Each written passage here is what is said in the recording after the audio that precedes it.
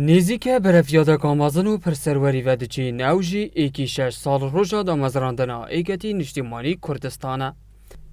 گنجو لاوین سنور نحیاباتی فالد سالوگر افجاره حزب خواه ایکتیه دا گلک با امیدنو او دبیجن سرکرداتیا نوی دی پتر خزمتا گنجان کد. یادا ایکتیه یا 46 ساله پیروزت کم اول همی کسی اول هر 4 پارچه کردستانه هم داخوازت جنش ایکتی نشتیمانی کردستان اوجی که کناب حکمته دا تشتید باش بو جوتیارا و فقیر و جارا بکن. اسوک و گنجک داخواز هاوسروکان دکم دلیوین کاری بو گنجان زیده تر بکن. چه حالا دامزراندن بد لای آله بادینان گلکه ما اموکو یت ایکتی نشتیمانی کردستان لبادینان دا حالا دامزراندن گلکه ما لوا داخواز هر دو هاوسروکان دکن کار بکن لسروی پروژه‌ای گنجین بادینان جک بهنه دامزراندن. گلک جارا پیشینان جکی من خولت کادر بو کادر دوره برینا بین وکین پتر ازمون بن وکو جیان و شایسته جی مادی معنوی وکو پیش نهاته کنه ام هیوی دارین جار بیت باشتر خدمت کادری بیت کنه. نزیک دیویتا 43 سال ایکتی وکی حزب سرکی دو گروپان سیاسی دا لسر آس نیو دولتی و عراقی و حریم کار دکد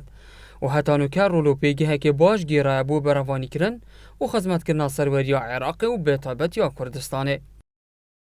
تایبتی جی خلکی و منطقه اما خلکی که سنورین چاویری منطقه بید گرنه شلایوان سر کردید موه و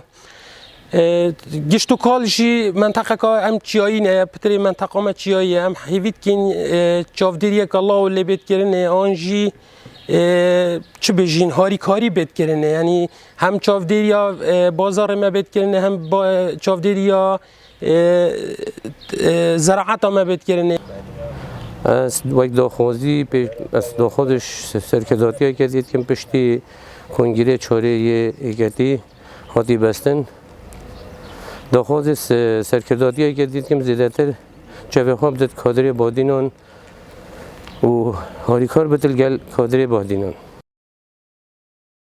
ایکتی نشتیمانی کردستان ل ایکی 6 سال 1975 لباجر شامل ولات سوریه لسردسته کاریزمای کرد سرک محمد جلال هاتی یا دامزراندنو بتنه چند روشیت مان دیویتا 46 سال ججی خواه در باز بکد و چوارم کنگره خواه سازکریه و دو ماهیک جار ایکتی به سرکرداتی کانوی و دیمین گنج دوباره بردامی دا کاروان کارکرنا خوی سیاسی